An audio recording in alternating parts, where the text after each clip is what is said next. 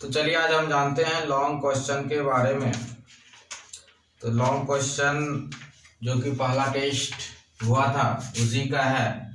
तो सबसे पहले हम पहला क्वेश्चन जानते हैं। तो पहला क्वेश्चन है 0 से π/2 तक 1/1 प्लस √tan(x) dx। हम पहले क्या करेंगे, इसको एक्सचेंज कर देंगे। कैसे एक्सचेंज करेंगे, तो 1 plus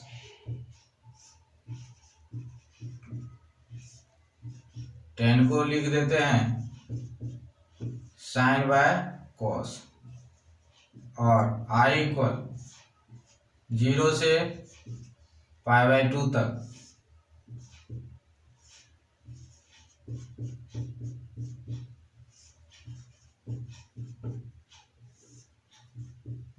cos x dx।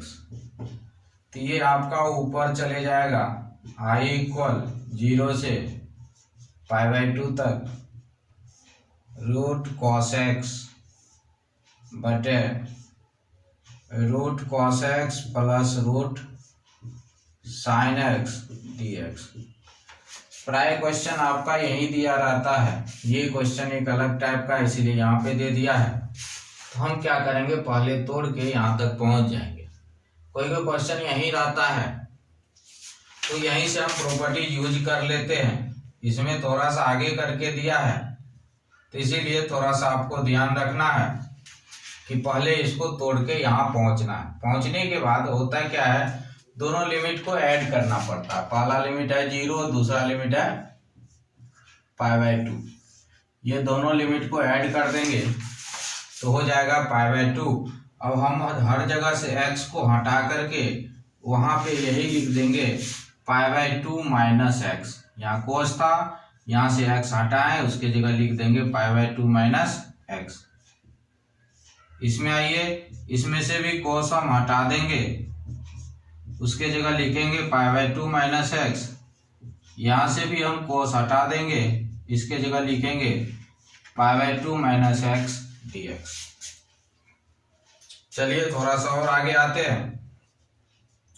i बराबर 0 से π/2 तक ये बदल जाएगा।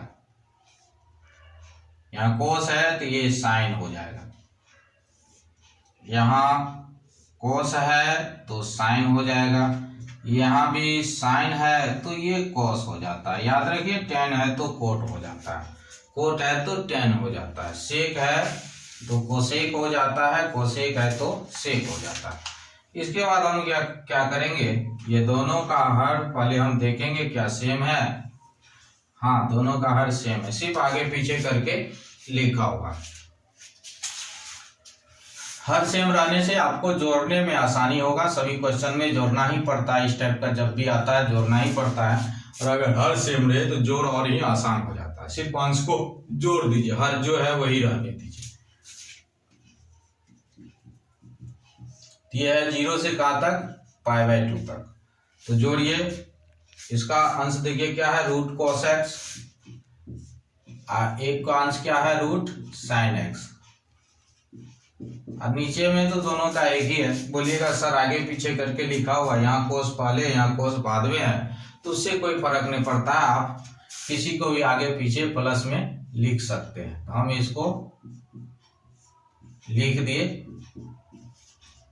ये यहां से कट गया। तो ये क्या हो गया आपका 2i, ये 0 से कहां तक, π/2 तक 1 dx।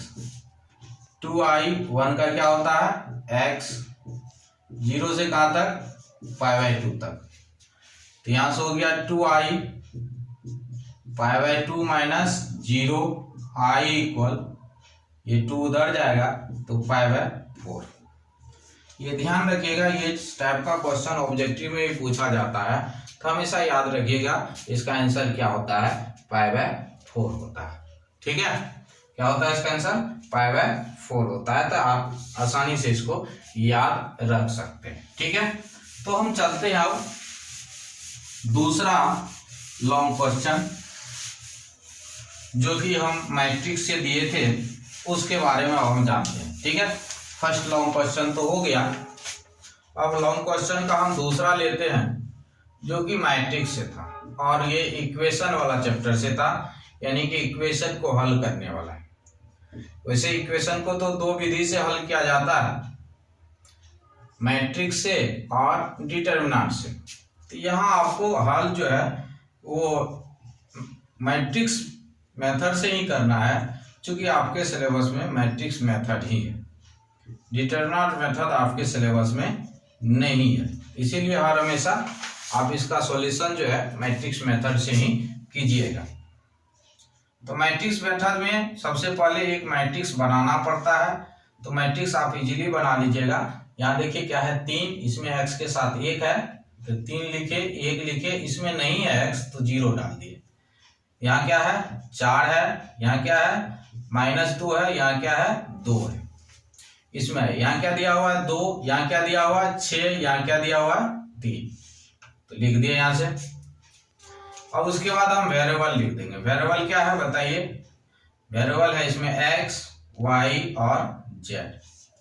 ये लिखने के बाद उसके बाद हमको लिखना क्या चीज है, b, यानी कि बराबर के बाद जो है वो लिखना है। तो देखिए इसमें बराबर के बाद क्या है, 8 है, -2 है और क्या है आपका 3 है।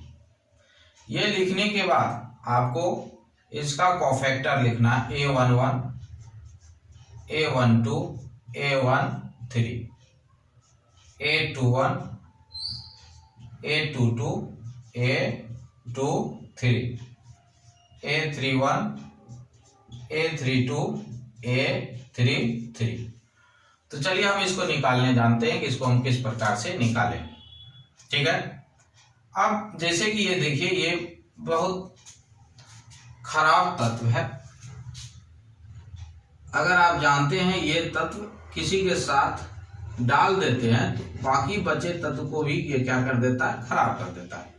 ठीक है, तो इसीलिए आप ये याद रखिएगा, इसके चारों साइड जो भी तत्व बचेगा या रहेगा, इसके चारों साइड जो भी तत्व रहेगा वो तत्व आपका खराब हो जाएगा। समझ गए, इसके चारों साइड जो भी तत्व, तो इसके चारों साइड में एक साइड में ये आ रहा है, एक साइड ये आ रहा है, तो दो साइड तत्व है, तो ये दोनों साइड तत्व क्या हो जाएगा, खराब हो जाएगा। यहाँ चारों साइड का मतलब होता है आगे, पीछे, ऊपर, नीचे, यानी कि ये आपका बैड एलिमेंट है। बैड एलिमेंट के पीछे जब भी पढ़िएगा तो आपका चारों साइड क्या हो जाएगा, खत्म हो जाएगा। तो हमको यहाँ 3 के पीछे पढ़ना है, इसका चारों साइड खत्म हो जाएगा, आगे भी खत्म हो गया, नीचे भी खत्म हो गया, पीछे तो है ही नहीं, ऊपर भी नहीं है, तो उधर तो कोई दिक्कत नहीं, जिस साइड में इसका पड़ रहा है वो खत्म हो जाएगा। तो खत्म करने के बाद हमको क्या बच रहा है, -2, 6, 2, -3। अब हम कोना कोनी गुना कर लेंगे, तो कोना कोनी गुना करेंगे तो ये आ रहा है 6, ये हम गुना करेंगे तो ये आ रहा है 12, तो यहाँ आपको कितना आ रहा है -6, तो -6 लिख दिया। ठीक है, अब उसके बाद ये भी समझिए बैड एलिमेंट है, इसके पीछे आपको नहीं पढ़ना है। अगर इसके पीछे पढ़िएगा तो चारों साइड आपका क्या हो जाएगा, खत्म हो जाएगा, नहीं चारों दुनिया आपका खत्म हो जाएगा। तो हम ये नीचे था खत्म हो गया, आगे भी था खत्म हो गया, पीछे भी था खत्म हो गया। अब हमको क्या बच रहा है, 1 बच रहा है, 6 बच रहा है, 0 बच रहा है, -3 बच रहा है। तो ये हुआ कितना, -3 में से 0, -3 और -0, तो -3 आ रहा है, यहाँ हो जाएगा +3। ये माइनस प्लस कैसे होता है, ध्यान रखिए, ये दोनों को जोड़िएगा, जोड़ने के बाद अगर सम संख्या आएगा तो जो है वही लिख दीजिएगा। लेकिन अगर जोड़ने के बाद विषम संख्या आ रहा है, जैसे यहाँ जोड़ेंगे 1 और 2 मिलकर कितना हुआ 3 विषम संख्या है ना, तो इसीलिए हमारा मान आ रहा है -3, तो हम लिखे क्या +3। यहाँ जो आएगा वही लिखेंगे, क्योंकि यहाँ जोड़ने के बाद 4 हो रहा है, 1 + 3 4 होगा ना, तो यहाँ नहीं बदलना। जहां आपको जोड़ने के बाद विषम संख्या आता है वही सिर्फ बदलना है। तो चलिए इसका निकालते हैं। तो इसका भी चारों साइड आप खत्म कर दिए, चूंकि ये बैड एलिमेंट है तो इसका चारों साइड आपका क्या हो जाएगा, खत्म हो जाएगा। तो ये आगे पीछे ऊपर नीचे खत्म हो गया। तो मेरा क्या बच रहा है, देख लीजिए, मेरा बच रहा है 1 और बच रहा है -2, 0, 2। यानी कि ये 4 ठो हमको बच रहा है। इसका निकालिएगा तो कोना कोनी गुना 2 में से 0 गया तो कितना हो गया 2। चलिए अब आगे बढ़ते हैं, इसमें आते हैं। तो यहां से ये चारों साइड आपका खत्म हो जाएगा।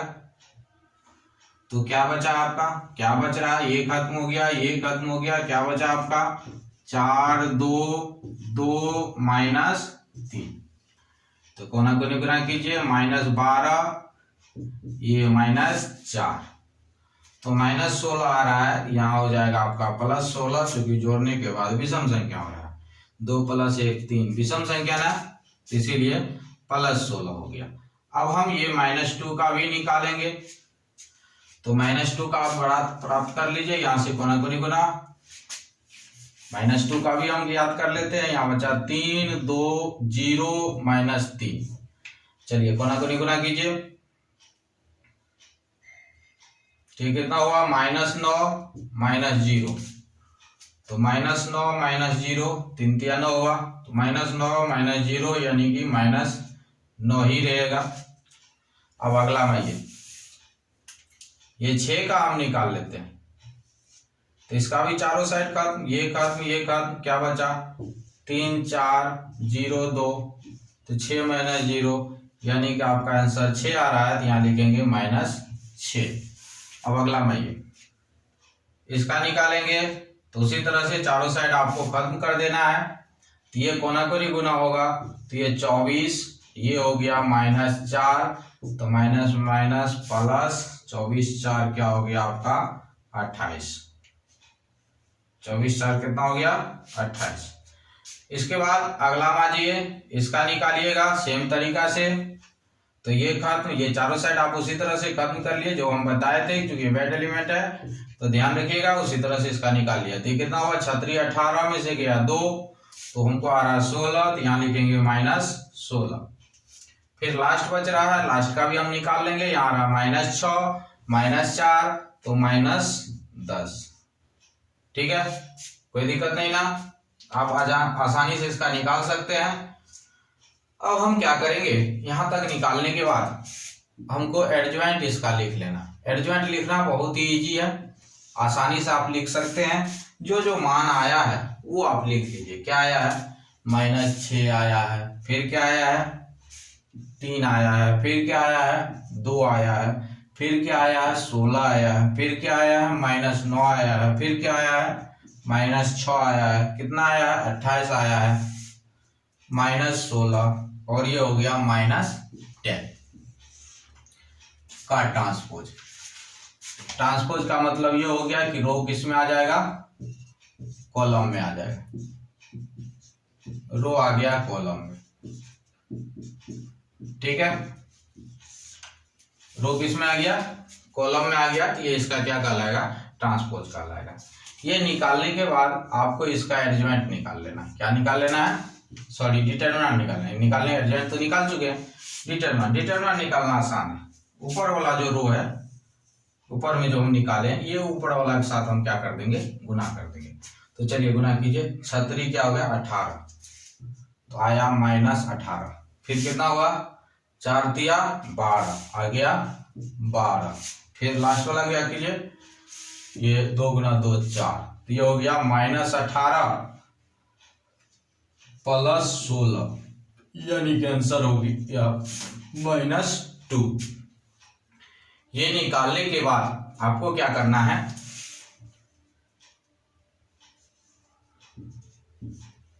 एडजॉइंट A × B का वैल्यू ज्ञात कर लेना। एडजॉइंट A तो आप ऊपर में निकाल ही चुके हैं, कितना निकाले हैं -6 16 28 3 -2 सॉरी 9 16 2 6 -10। और इसके बाद बी का जो वैल्यू निकाले हैं, बी का यहाँ पे लिखा हुआ है, ये भी आप यहाँ पे लिख दीजिएगा 8 -2 3। अब हम इसको गुना कर लेते हैं। क्या कर लेते हैं, गुना। तो गुना कीजिए पाला वाला के साथ, 8 × 6 = 48 हो गया, ठीक है। फिर 16 दूना 32, फिर इसको गुना कीजिए प्लस 8 तिया 24, 3 दूना 6, 2 8।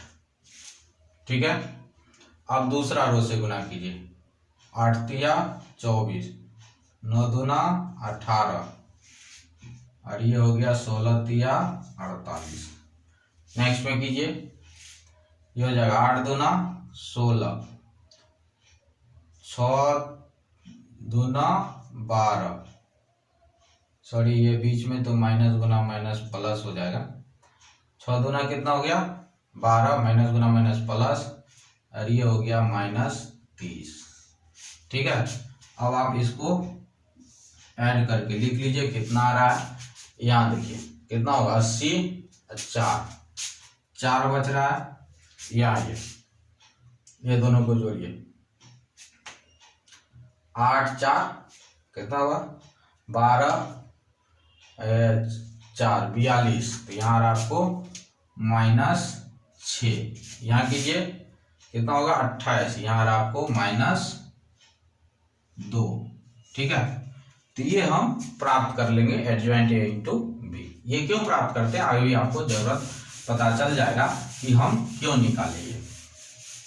ठीक है, तो यहाँ देखिए ये क्यों निकाले 9। अब हम क्या करेंगे, फॉर्मूला यूज करेंगे जो समीकरण को हल करने का था। ए इनवर्स इंटू बी होता है एक्स बराबर। इनवर्स का फॉर्मूला आप जानते हैं, 1/, determinant A adjoint A into B. X का मान तो जानवे करते पहले से था, एक्स वाई जेड, 1/, डिटर्मिनेंट -2 निकाले तो -2 लिख दिए। एडजॉइंट ए इंटू बी निकाल के रखे हुए हैं, 4 -6 -2। अब आप भागा दे दीजिए एक्स वाई जेड, यहाँ भागा दीजिए तो कितना हो जाएगा, ये हो गया -2, यहाँ हो गया 3, ये हो गया 1। अब यहाँ से आपको देख लीजिए पहला वाला को बराबर कर दीजिए, x का मान आ गया -2, y का मान आ गया 3 और z का मान आ गया 1। यही आपका फाइनल आंसर हो गया। ठीक है, तो आसानी से आप इसका निकाल सकते हैं। वैसे भी कोफैक्टर निकालने के लिए हम बता ही दिए थे कि वो बेड एलिमेंट है, उसके पीछे पड़िएगा तो आपका जिंदगी बर्बाद हो जाएगा। ठीक है, तो ये बात आप हमेशा ध्यान में रखिएगा। बेड एलिमेंट का जब भी निकालना, बेड एलिमेंट का मतलब कोफैक्टर निकालना होता है।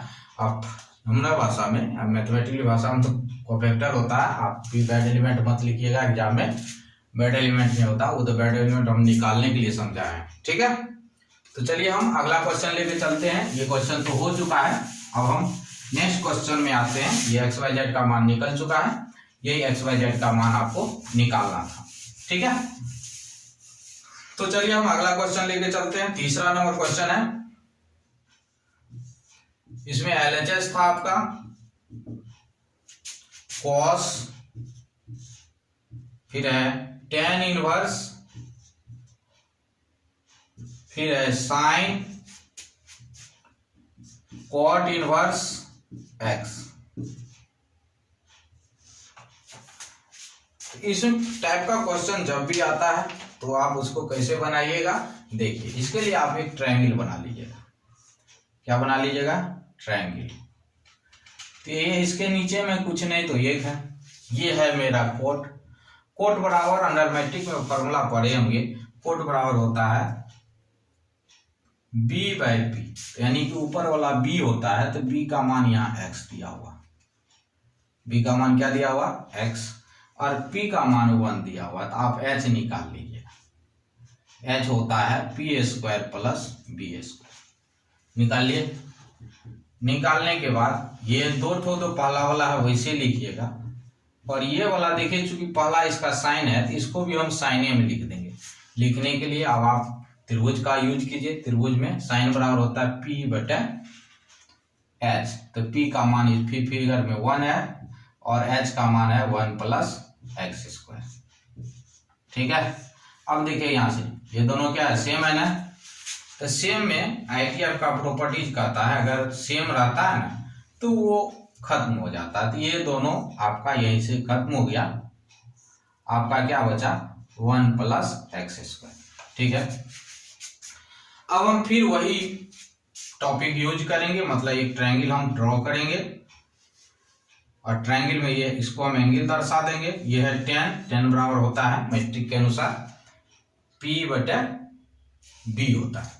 तो P का मान 1 हो गया, ऊपर वाला P होता है, नीचे वाला B होता है, तो ये हो गया 1 प्लस एक्स स्क्वायर। तो हम H निकाल लेंगे, तो H बराबर हो जाएगा आपका, दोनों का स्क्वायर करके जोड़िए, एक एक क्या हो जाएगा 2 प्लस एक्स स्क्वायर। तो चलिए आते आगे, ये कॉस इनवर्स, सॉरी यहाँ इनवर्स नहीं है, कॉस इनवर्स बराबर होता है B का मान है 1 प्लस एक्स स्क्वायर बटे H का मान है 2 प्लस एक्स स्क्वायर। चूंकि ये दोनों सेम है तो यहाँ से ये दोनों क्या हो जाएगा, खत्म हो जाएगा। देखिए ये दोनों सेम है, खत्म हो गया। तो यहाँ बचा root under 1 plus x square बटे root under 2 plus x square. अब इसको एक रूट में लिख देते हैं, 1 प्लस एक्स स्क्वायर बटे 2 प्लस एक्स स्क्वायर। ये प्रूफ करना था, प्रूफ हो गया। ठीक है, तो हर हमेशा क्या कीजिएगा, पहले ये दो का जोड़ा लगा लीजिएगा, ये दोनों को सेम करके खत्म कर दीजिएगा, फिर बचेगा 2 ये दोनों को सेम करके खत्म कर लीजिएगा। खत्म करना आसान है, कैसे खत्म करते हैं, अंदर मैट्रिक में जहाँ पढ़े थे लंब का आधार, उसी के आधार पे हम इसको खत्म कर लेते हैं। ठीक है।